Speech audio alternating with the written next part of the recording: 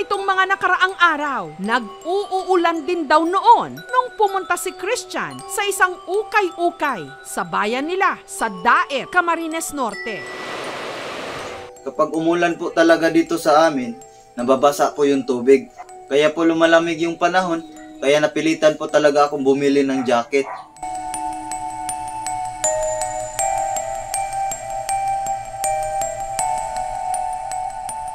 Kasi po, nakakatamad po talaga maligo kapag malamig ang panahon.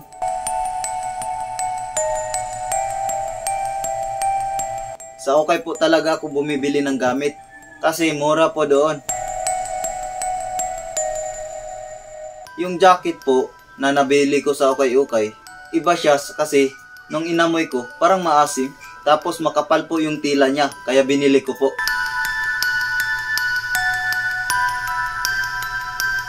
250 yata yung presyo nun nung binili ko yun. Tinawaran ko pa nga yun eh. Sabi ko sa tindera, 300 na lang po para hindi nyo na po ako susuklian.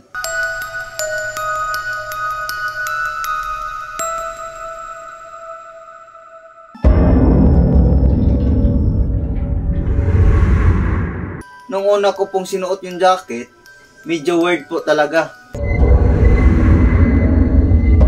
Ang pakiramdam ko po nun, medyo mabigat. Kasi alam ko naman po, yung mga gamit sa ukay-ukay, galing po sa ibang tao. Kinagabihan, ang jacket na nabili ni Christian sa ukay-ukay, umano, nagsimula ng magparamdam. Pakiramdam ko po, parang nakayakap po sa akin ang jacket. Siyempre, kinilabutan po ako nun. Kaya ang ginawa ko po, inisip ko na lang po na si Ivana Alawi ang yumakap sa akin. Kasi po, idol ko po yun eh. Tapos kahit hindi ko po suot yung jacket na yun, pakiramdam ko po talaga parang may nakayakap sa akin. Napabulong na lang po ako minsan na sana all. Kasi hindi pa po ako nagkakajowa since birth.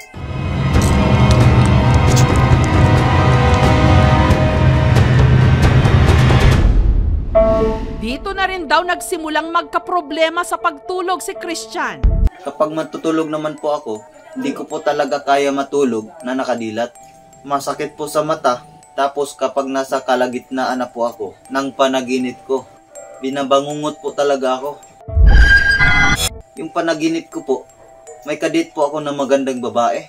Tapos sa kalagitnaan po ng panaginip ko, nung magbabayad na po ako sa restaurant, naiwan ko pala yung wallet ko. Buti nga po, nagising ako nun kasi wala po akong pambayad. Baka po, paghuhugasin po ako ng pinggan doon. Sabi ko po sa sarili ko, binabangungot ako. At lumala pa raw ang mga pangyayari nung sumunod na gabi. Brown out po noon, sobrang dami pong lamok. Hinubad ko po yung jacket, tinakip ko po sa mukha ko. Tapos, Pogi! 150. Bigla pong may sumitsit sa tainga ko. Pagtanggal ko po, nawala pong sumisitsit ng 150. Sasabihin ko nga sana na dagdagan kahit 300. Kasi ang mahal ng gasolina ngayon. Pogi, 150. Kapag tinatanggal ko po, nawawala. Tapos kapag binalik ko po, sumisitsit ulit. Kaya tinanggal ko na lang po. At hindi ko na lang po itinaklob ang jacket sa mukha ko. Natatakot po kasi ako, baka hindi na po ako magising. Kaya po, kinaumagahan, tinapon ko na lang po ang jacket. Pero may pumulot sa itinapong misteryosong jacket ni Christian, ang kanyang pinsan na si Ryan. At siya man, meron din daw naramdamang kakaiba. Sa tuwing suot ko po yung jacket, parang may bumubulong po sa akin. Nahuburin ko daw po yun. Pogi, 150. Akin niyo po ito yung pasuot at ang gusto nyo lang ay itago lang. Sa kabila nito, isinuot pa rin ni Ryan ang jacket. Sinabi ko na po sa kanya yung nangyari sa akin. Hindi daw po siya natatakot. Kasi gagamitin lang naman daw niya yung jacket pag magbabike siya. Nung ginamit ko na po yung jacket para pumunta sa tropa ko, para mag-inom. Yung mga oras na po yun, parang kinakabahan na po ako. Kasi baka hingihan niya ako ng pang-ambag sa inuman. ₱5 lang po yung dala kong pera, sakto lang para pambili ng yelo. Tapos habang nagdadrive po ako, napabalong na lang po ako na sana sisig po yung pulutan. Kasi hindi pa po ako kumakain eh. Tapos, nung papunta na po ako sa tropa ko, parang may kakaibang nangyayari sa akin.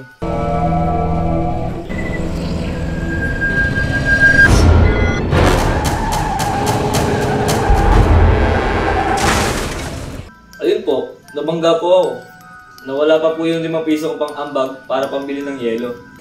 May mga dahilan po tayo na nakaka-apekto kung bakit tayo na-aksidente.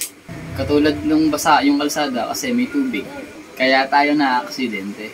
Wala naman pong dahilan para mabangga ako kasi yung lugar naman po yun ay pantay yung daan. Naisip ko po na yung jacket po talaga ang dahilan.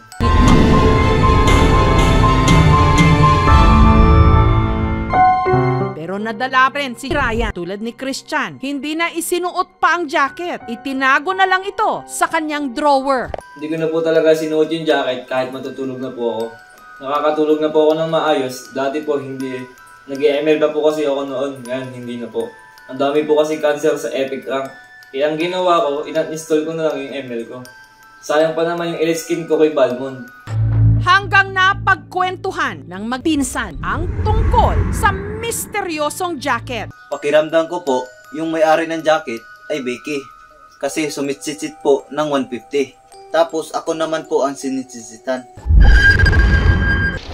Pero kahit matagal na raw na wala kay Christian, ang tinawag niyang haunted jacket mula sa ukay-ukay, ramdam pa rin daw niya ang misteryo nito. Sa tingin ko po kasi, kahit tinapon ko po yung jacket, parang nandito pa rin po sa bahay namin. Parang nandyan lang po siya sa paligid, tapos sisitsit po ulit ng 150. Pogi, 150. Sa hirap ng buhay ngayon, hindi natin maaalis sa ating mga kababayan na sa ukay-ukay bibili ng mga kailangang damit. Labahan lang ng mabuti bago isuot at hanggat maaari, pasalamatan din at ipanalangin ang dating may-ari nito.